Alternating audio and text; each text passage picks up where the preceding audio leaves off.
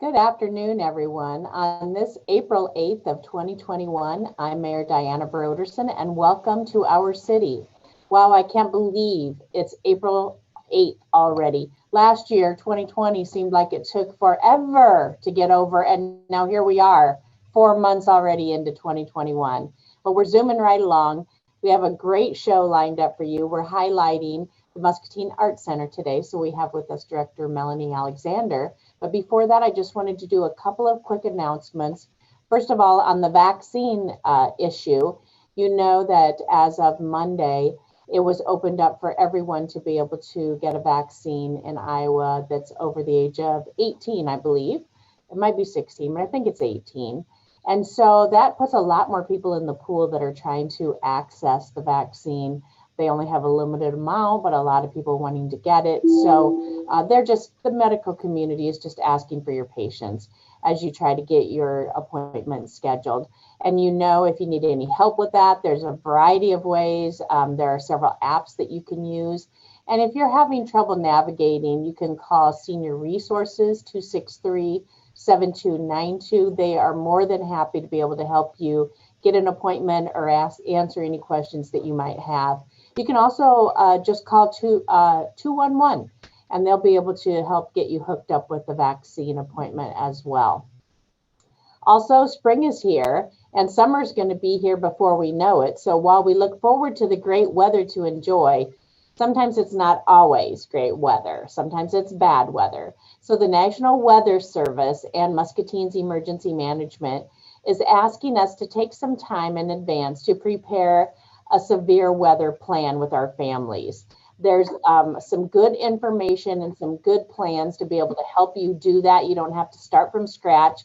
You can find them at ready.gov/make a plan.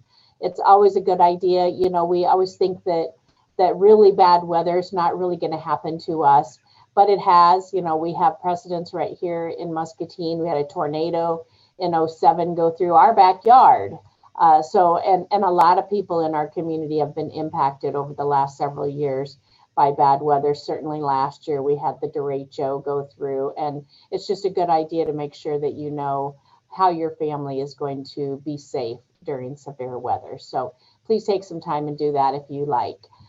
We would love to welcome now Melanie Alexander. She's the director of the Muscatine Arts Center from the city of Muscatine. And we are so blessed, as I've said 1,000 times on here, to have our wonderful art center. Welcome, Melanie. Oh, thanks for having me. I just don't even know how you have any free minutes in the day. You probably don't because you have so many things going on there at the art. Yeah. It's a small staff here at the Arts Center, but we are really blessed in this community to have a fantastic facility and a really amazing collection. And we're able to bring in some just wonderful exhibitions. So there's always something that's either we're in the middle of putting something up or we're thinking ahead to programs, other exhibitions, just lots going on. Lots going on. And you know, I really have was so shocked and pleased at how you guys were really able to pivot and still continue to do programming almost all of 2020, even if it wasn't in person. Yeah, the last 12 plus months have been a total blur, but our staff did a wonderful job of pivoting and trying to figure out how to offer, some of our programs online, sometimes offering events outdoors, uh, just figuring out what we can accommodate for keeping people safe and still letting them come and have a wonderful experience. So, and it's as we're hopefully on the tail end of this, it's still tricky trying to figure out, can we plan a big event? Are people ready for that? What about, food safety and all those kinds of issues? But we're working through it. Very good. I know I just spoke with Katie Lose yesterday, you know, about some upcoming projects, and it's like you're still, like you say, we're not sure. You know, we feel on one hand we feel like, ooh, we can start doing all this stuff now, but on the other hand, we're hearing, be cautious, be cautious. And so it's just really hard to plan, you know, Yeah, and the stuff that you do, the stuff that I do here at the Y even, those are all things that have to be planned in advance. So it right. really, for those of us who are planners, it's a real challenge. Yeah, it has been, and when we think about like our exhibition schedule, sometimes we're booking those exhibitions 3, maybe up to 4 years in advance. And so trying to figure out how to manage through that. And we have fantastic exhibits this whole summer, actually starting at the end of May, and actually as we get into early 2022. So there's lots of great things, and I'm just really happy that we have this exhibition schedule this year, and it wasn't, a year ago. Oh. So because that would have been just heartbreaking to have Yes. to pull back on some of the stuff we have for this year. Yep. Well, tell us about some of the stuff you have coming up. Well, the first thing is the 4th and 5th grade student exhibition. So we will open that show in a week, and it's it's just student work from the Muscatine area, and we added on thinking about maybe people wanting to spend time outdoors and not necessarily always being inside. We actually created banners for the downtown. So there's it's a series of 8 banners. There's 16 different images. They all feature artwork from a different student. So in a way, that's going to be almost like a little mini outdoor walking exhibit that you can. Sure. Yeah. So, and the student artwork is so colorful and fun, and I know people of all ages enjoy seeing it. And it's a nice way to feature, our local students and what they're doing. So that exhibition opens next week on the 15th, and then it's up for a month. So it runs through May 16th, and then we have a closing celebration. It's not the way we would typically do a reception.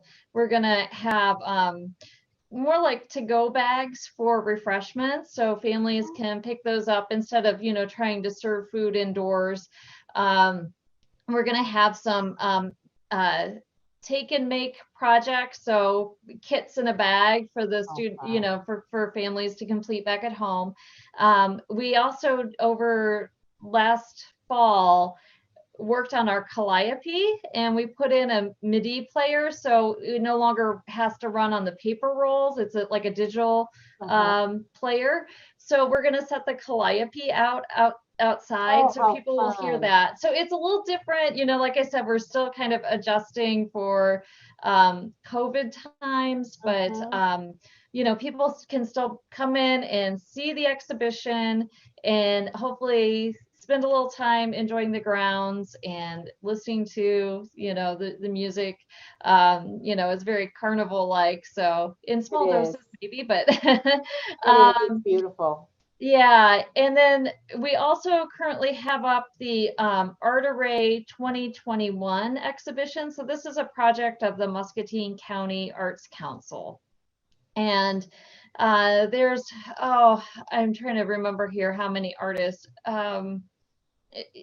20 or so artists that are represented in the show, and they're all from within, I think, a 50-mile radius of Muscatine. And so it's on view in the hall of the second floor of the house, and in 2 of the rooms on the second floor of the house, so people can see sort of what this is an adult exhibit with some of people from the area have been working on and making, and that's up through May 30th. And then after that, we get into some really big exhibits for us. We are very excited for an exhibit. It's photographs of Frida Kahlo that were taken by Nicholas Murray. And so, to just sort of, Frida had such a style about her, and to see some of her, photos of her, there's some, I think, fun components for that, which will make it a nice exhibit to see with all members of the family. And then we are also been working with Nancy Judd. She's an artist who is out in Oregon. And I believe she got her start as an educator at a waste treatment, like a solid waste Oh, wow. agency. And so she was looking at, how to talk about, being environmentally friendly. And she started developing dresses and other kind of clothing items out of things that were destined for the landfill. So these aren't, just, you know, dresses that became other dresses. This is actual garbage that Uh-huh. was made into dresses. So she's got a wonderful exhibit and a very nice message about what, people can do in their own lives to, um, there's like these eco challenges that you can sort of sign up to say, I'll commit to, I don't know, whether it's like a meatless one day a week or doing more with recycling. So, it's a great message, and we're looking forward to working with her and hosting her at the Art Center. Those two exhibitions open at the end of May. Frida is up through most of the summer. Nancy, the recycle runway Uh-huh. materials, those are up through the end of October. Oh, So okay, yeah, there's good. some big things. And then we've also, have started to say that we are in November hosting a Lego exhibition. So, and this is a huge exhibition for us. So Oh, they're it's going to be all, popular. yeah, they're all, huge Lego structures of animals. So it's Oh, called how Nature neat. Connect. So Yeah. we're thrilled with that. It's a busy schedule for the staff. There's lots of logistics and marketing and programming to put Mhm. together. So, in the, coming up, this spring and throughout this whole next 12, well, 10, 12 months, it's just busy, lots going on. Mhm. I think it's so nice how the art center doesn't just focus on, already existing art, but tries to bring it out. Like with the students, I think that's been going on for years and Yeah. years, and Yeah.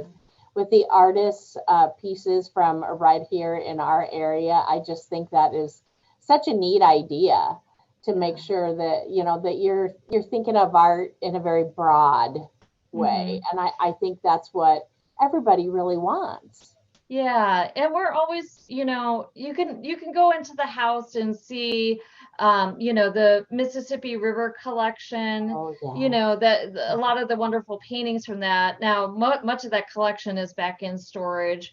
We always have a history exhibit of some sort up in the house. Right now, it's Muscatine's pearl button industry, but Mhm. we change that periodically. We just took down the quilt exhibition. So these were quilts from our permanent collection. And, you know, through most of the time we were open in 2020 and the first month or so in 2021, we had the exhibition called Tell Death, where we were showing wedding dresses on Yes. one floor and mourning dresses on the other, with some really wonderful local Muscatine family history. So Mhm. we're always trying to balance, what's gonna be interesting to, say, a family audience versus, people who are really interested in fine art or, local history, and trying to come up with an exhibition schedule that, not that everybody's gonna love every exhibit that we bring or host, Mhm. but that throughout the course of a year, there's going to be, something that's going to excite every member of the family. Oh, absolutely. And every time you go, it's different. Like Yeah, you have so many pieces that I mean that you couldn't possibly put them all out at one time. And no, so you just keep moving them around, and then and you also are part of a network yeah, that yeah. that loans back and forth. Yeah. We will on occasion loan works of art. In the past, we've had the Figgy has hosted some of our stuff. We've worked with the museum up in Cedar Falls. We've also, like with the Georgia O'Keeffe, that's traveled quite a bit. We Uh-huh. have some, for us, sort of like the superstars for our collection that get to Sure. go to distant places, and we all wish we Uh-huh. could go along, but Oh, yes. yeah. And the work we done, okay, what is it been about 4 years ago, 5 years ago, all of the work remodeling, Oh yeah, yeah. that really helped us be able to protect those pieces, didn't it? Yeah, so that was a project we did in 2016, 17, trying to address, temperature and humidity, because that's all, for caring for the collection and the collection's longevity, making sure those things are going to be around for a long, long time and in good condition. That was so important to do.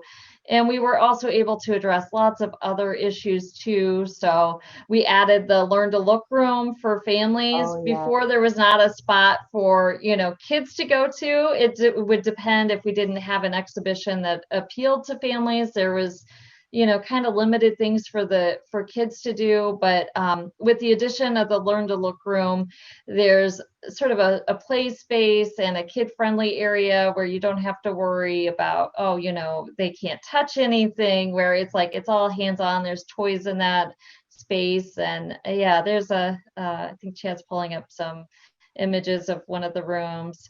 Parts of that are back out, some of it we're still kind of holding back until we get into better conditions with COVID, like the try-on clothes and that type of thing. Sure, sure.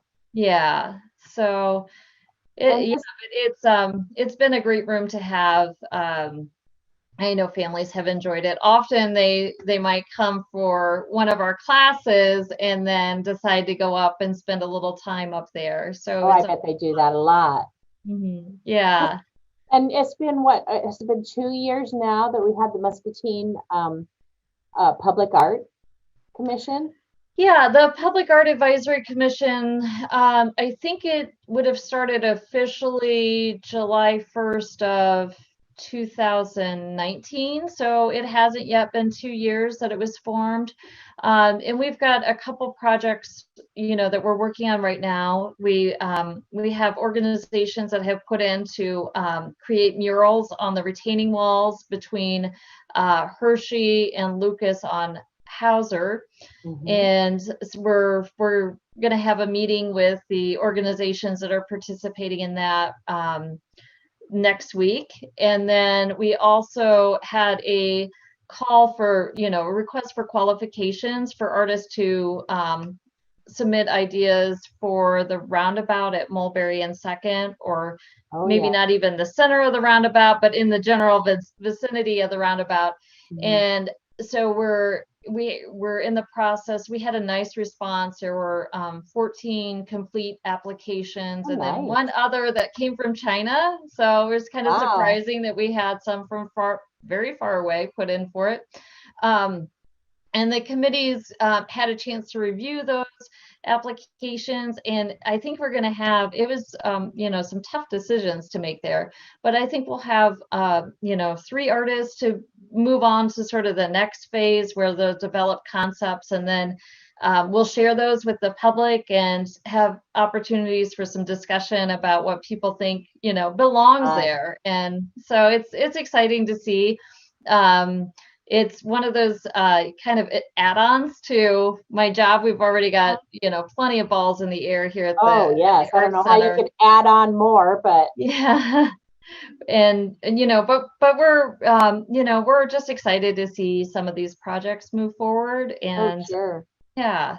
Because not only do you have the exhibits going, but you have programming going on all the time. I love the mini masters.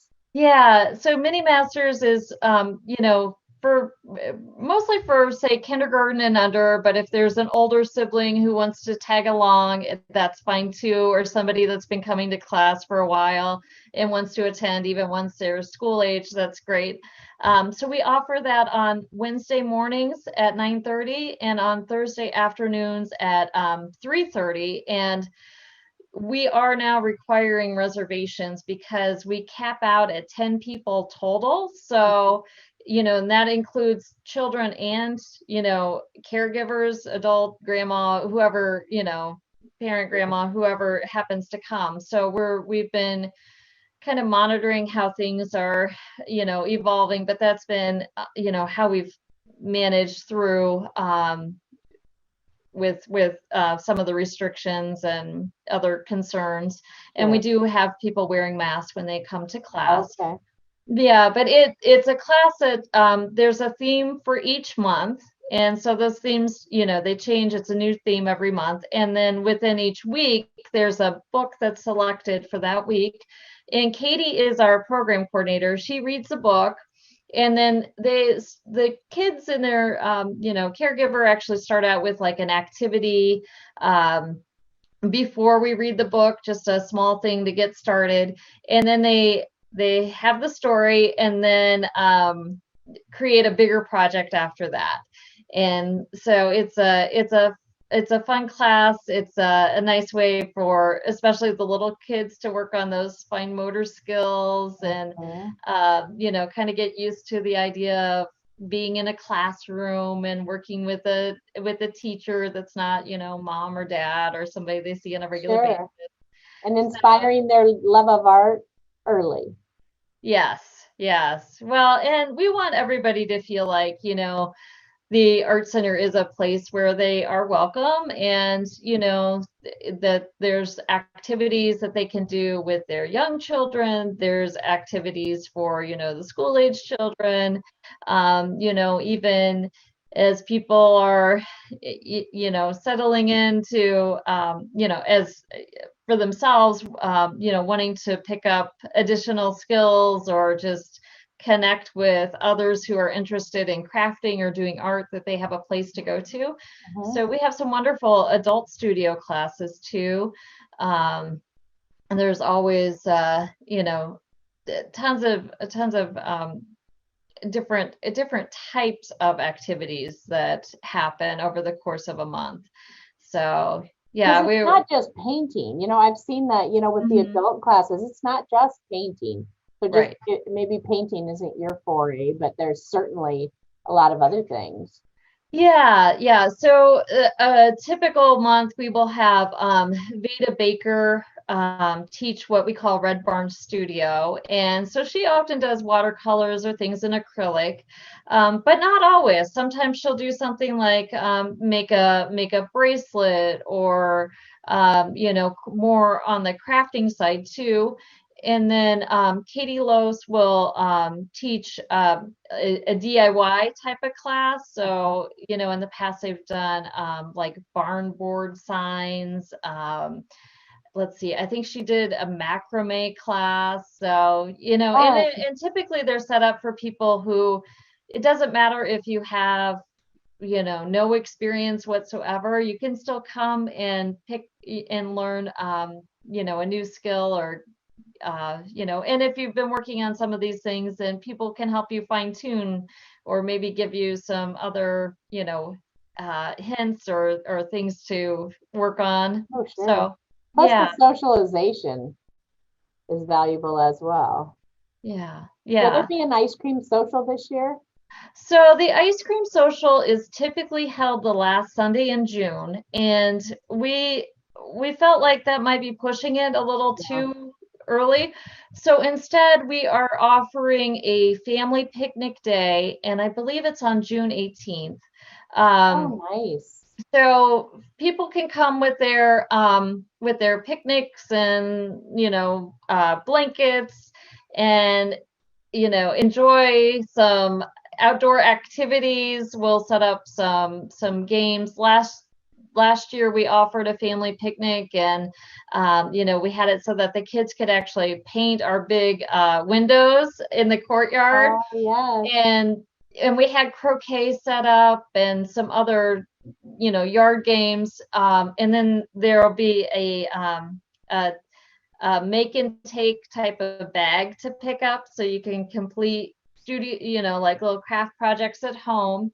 We will run the ice cream machine. So we were able to work with Kent Corporation for them to, make that possible. So Good. we're thankful for that. And then, the exhibitions will be up so people will be able to tour through there. And then in August, we're looking at sort of a scaled back ice cream social. Maybe instead of having 3 different musical performances, maybe we just go with one, Okay. and pull out the calliope in addition to that. We're still, kind of working through what all that will be and what seems like a reasonable approach to that. Mhm. Um, we're used to planning the ice cream social 6 months out. And Yeah. for even some of the bands that perform, you don't know, like, okay, have they sort of shuttered their, have they been practicing? Are Oh, they ready to sure. go? So that's kind of our plan for transitioning back into maybe a more, normal type of event. We're sort of smaller steps along the way. Sure. I think one of the most exciting things coming up is the remodel of the Japanese garden. I don't think people realize how special we are to even Yeah. have that Japanese garden. Yeah, so we're still waiting to find out if we'll receive the grant to fund Mhm. the big project. But we were really fortunate to work with Heidi Homan and a graduate assistant from Iowa State University. Heidi is really the historic landscape person in the state of Iowa. So to have her involved is just, I couldn't have asked for better. So she went through in 2020 over the summer and into the fall and developed a timeline of our garden. She worked with all of our archival materials and historic photographs, and then they came and actually measured, the garden as it is. And they did some really interesting side-by-side photos of here's the historic photo, here's, how it Oh, looks nice. today. Uh-huh. And she came up with, kind of the game plan for what we should do in that garden to get it back to its, they call it their character defining features of the garden. It has a stream and several small, ponds or pools. And most of the time we're not able to run that water feature here in the art at the art center. So, one of our goals is to get it back so that that water feature can run. Yeah, of course, seasonally as Sure. it's appropriate for the weather. But there are a lot of things over the years that have been planted in the garden that really don't belong. And this garden was put in under Laura Musser McCullum's, instruction or her involvement in 1929. And it was very much a rock garden. And Mm. over the years, it's become with a lot of sun. And over the years, things have just evolved and it's become primarily a shade garden. And so you can't have those original plantings, that type of planting there anymore. Um, and there's and just also as the trees hit, maturity or beyond Sure. maturity, there are things that just need to be addressed. And the Japanese garden, it's really special that it's still here because most of the Japanese gardens that were put in that time period or earlier were taken out at World War II. And as best as we can tell, and our garden is the only, or at least one of a few remaining Japanese gardens from pre-World War II in Iowa. So it's really remarkable that Sure. it's here at all. Lots of other homes in Muscatine had rock gardens or gardens that had these sort of Japanese, you know, inspiration in them. Sure.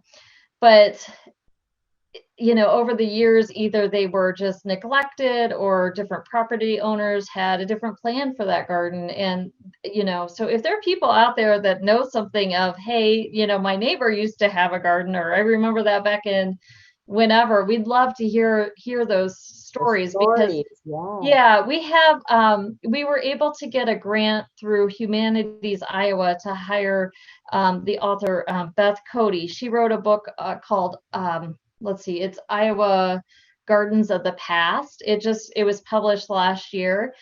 So she's already been doing research on historic gardens in Iowa, and she did cover our Japanese garden, but we're asking her to take a deeper dive into anything she can get her hands on, not just about our garden, but putting our garden into context and, historic context, and finding out, what were the other gardening trends happening in Iowa, in the Midwest. And, she's looking into the garden clubs, which Laura Musser McCullum was a member, I think a founding member of the garden club here in Muscatine.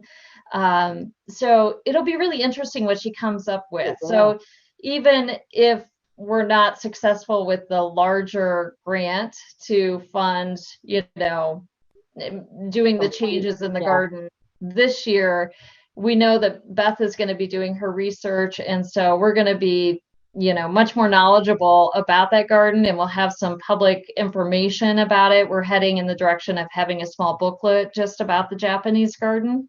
Nice. So it'll be really nice.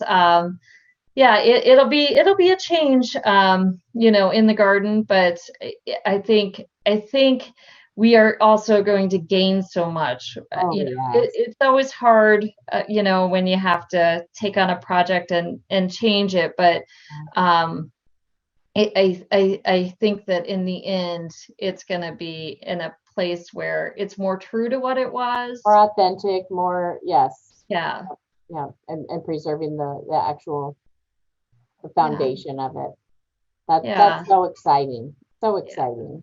Yeah. It'll be, I hope even if we don't get to it this year, that perhaps next year we'll be able to put in for, a grant, and to, work with Heidi Homan. She's, had indicated she wants to be involved in this project. She's really enthusiastic about this work and this particular place. She thinks it's pretty special. It is, without a doubt. Yeah. Are there other stuff coming up? Yeah, there's always more stuff coming up. I know that. Yeah, a couple things just to keep an eye on. We have a nice partnership with the Muscatine County Conservation Board.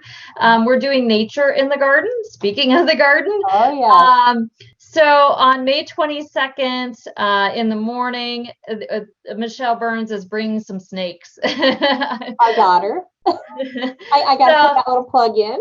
Yeah, so she's we were asking for people to register in advance so we can kind of keep an eye on that, and as far as the number of people that are able to participate. But she's going to be back several times this summer with different creatures. And then got creatures. Yeah. The staff here at the Art Center is also working on it'll be an online presentation that we're doing with the Figgy. So we're going to feature our collection, both things that are in storage and, works that people can go see now in the house, and sharing that with sort of the Figgy's audience. Oh, very nice. Yeah. They're hosting an exhibition called For America, and so we're trying to identify artists that connect back to the exhibition that they're hosting. But it's a nice way for us to, kind of inform their usual program participants that, hey, we're here too, and we have some pretty remarkable things in our collection. So that's going to be on April 29th in the evening at 6:30, and we'll coming up soon. The Zoom link on our website. So very good. And on Facebook too. So that's coming up. We also are continuing our partnership with Living Proof Exhibit. So we've been working with them for, I think this is maybe the 4th year. Living Proof Exhibit, they provide sort of the therapeutic benefits of making things, art, to people who have been touched by cancer. So whether it's somebody who's currently undergoing treatment, or a cancer survivor, or their family members, or even like a caregiving team of some sort, they're all welcome to, sign up for creative sessions. The upcoming one it's actually a bilingual program, and they're singing. It's a sort of an interactive singing thing, which we, let's see, back in, I think it was in November, we worked with them to present a concert online with Juan Carlos Mendoza. Mhm. And so this is kind of a continuation of that project. Fun. But, so they're singing in this particular one, but they've done a little bit of everything. They've done mandala stones. Let's see, they've had, um, I'm trying to remember all the different things that they've done. It's been pretty remarkable sort of span. I think they've done like meditation beaded bracelets. Sometimes it's just like a straight, like an acrylic type of painting. Mhm. So they've been a wonderful partner to us. They've done book making and I think some poetry too. So it's not just visual art, Sure. it's all different types of programming. So we've been, really happy to have that partnership with Living Proof Exhibit. So, just keep checking back on our Oh, website or sure. our Facebook page for those programs. Yeah, there's just lots going on. We're also working on another landscape project here at the Art Center.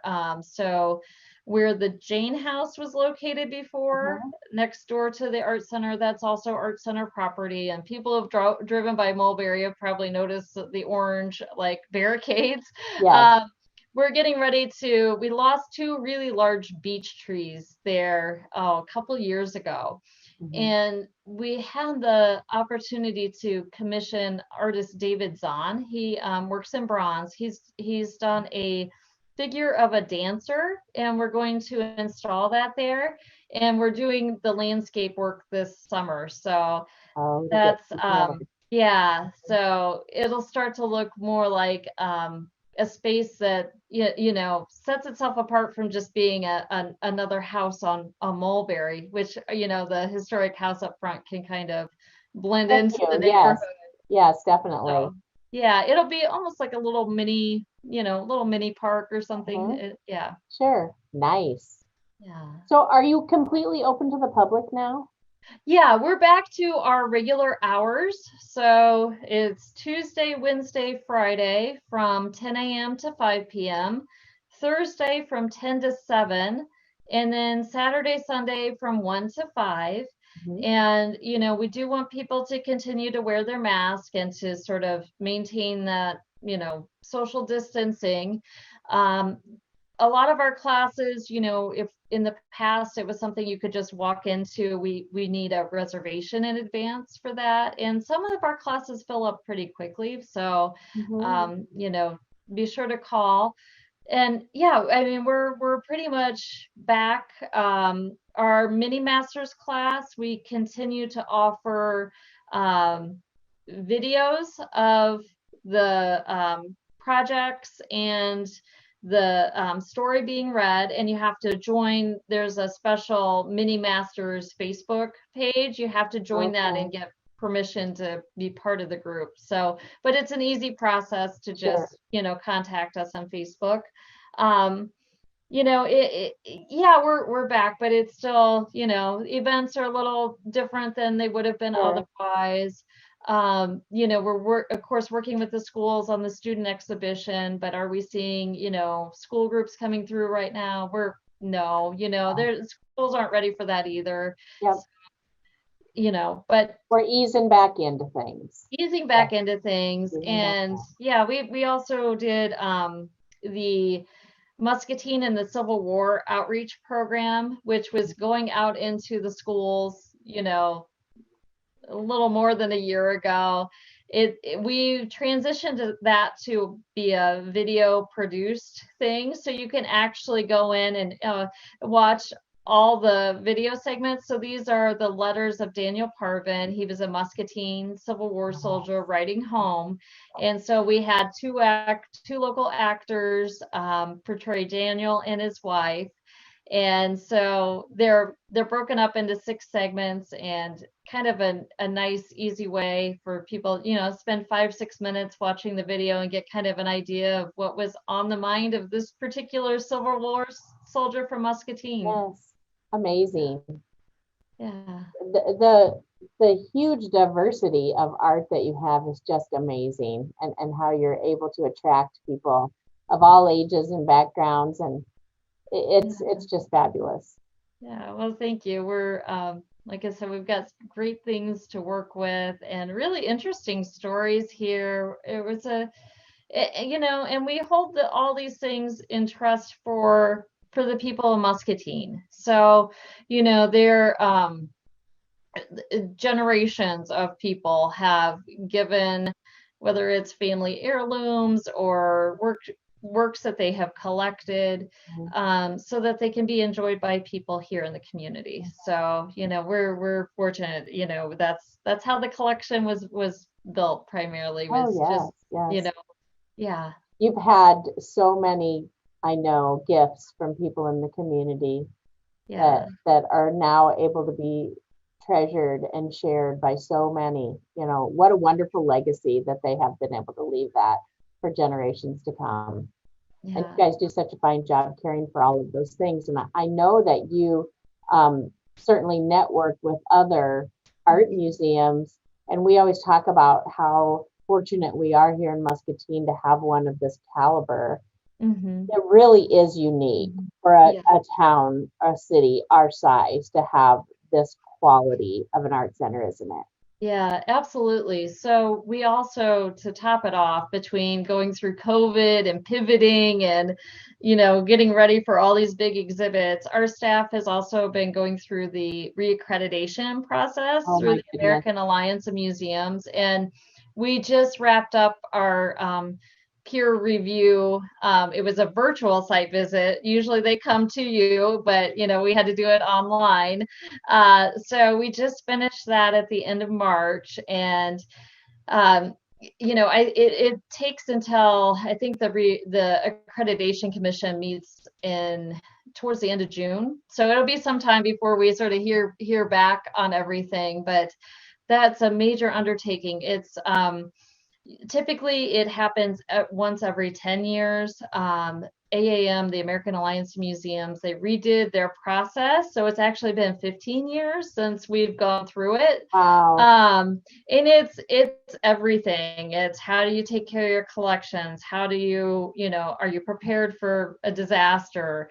What are your policies, your, makeup of your committees, and what type of programming and community engagement, and are you doing this and doing that? And it's really intense, but it's also great to have some conversations around, what we're doing well, and things that, maybe we ought to think about too. The nice thing is that we're matched up with peer reviewers who are also at smaller institutions. We're not working with somebody who, manages a staff of 50. These are people who, they have bigger staffs than we do, but, they might have 10 full-time people as opposed to us with 4. But they're also organizations that collect in multiple areas for the 2 that we were matched with. So it was nice to hear, kind of how they balance. We've got the history and the art component, and one of our peer reviewers, her organization also has a planetarium. So Oh, how it's neat. just interesting to, Yes. yeah, hear how they handle it.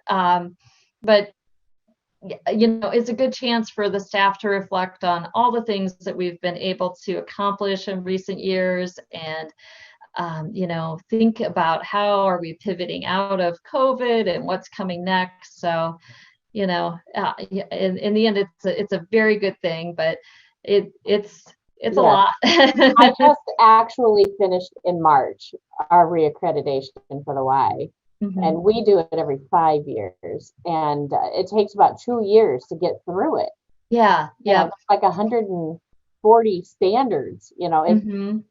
Anybody who's ever went through accreditation understands your pain. Yeah, But the value is immense, because you're yeah, right. yeah. You have somebody with fresh eyes come in and Hmm. look at your policies and procedures, and be able to give you really constructive ideas Hmm. on how to just be even more improved. Right.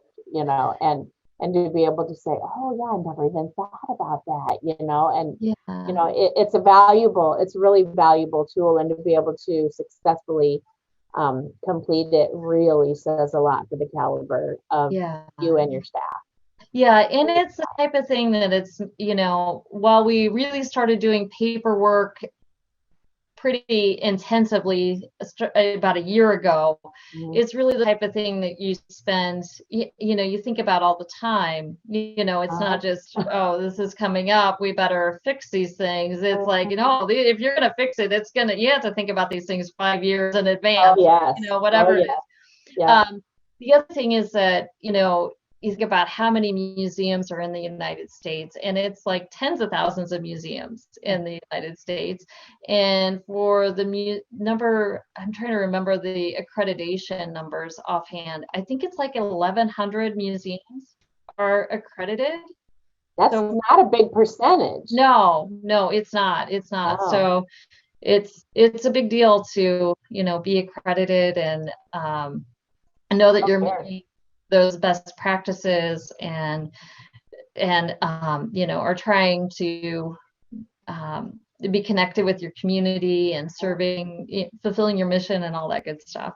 Yeah. And then add COVID in with it. We did ours. I did everything completely virtual this time, which was, add that to the whole mix, Yeah. to try to change the whole way of being accredited, virtually. Oh my goodness. Yeah, it So, was a real challenge for us because we had to provide them with a virtual tour.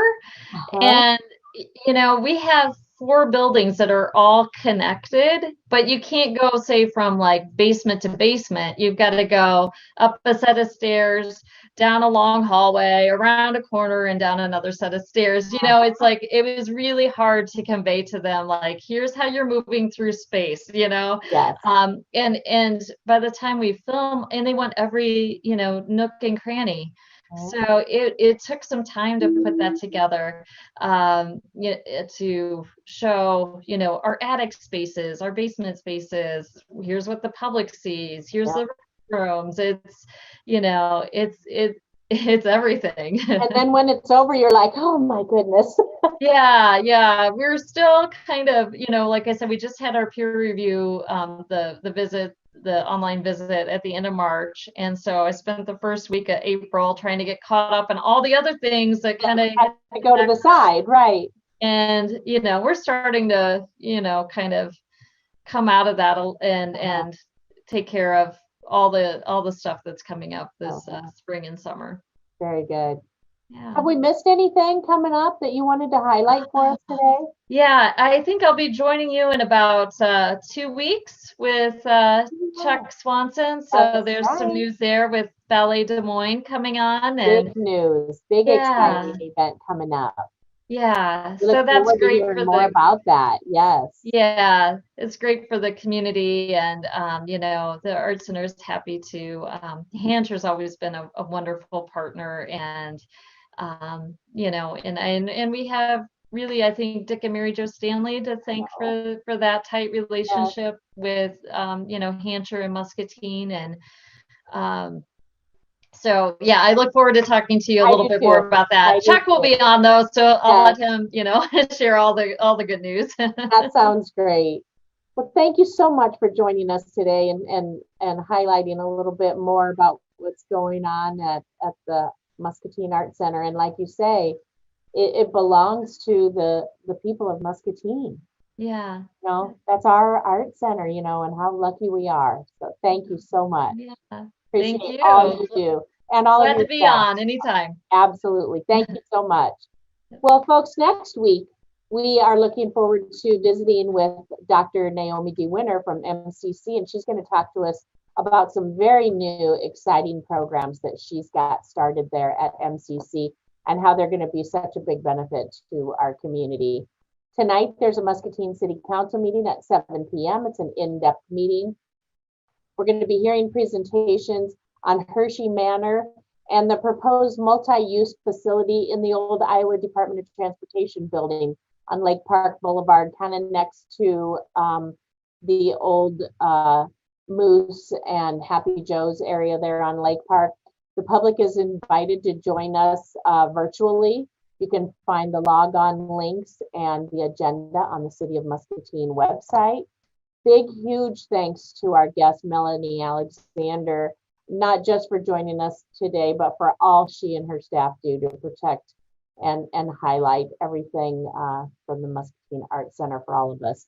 Have a great rest of your day, and we look forward to seeing you here next week on Our City.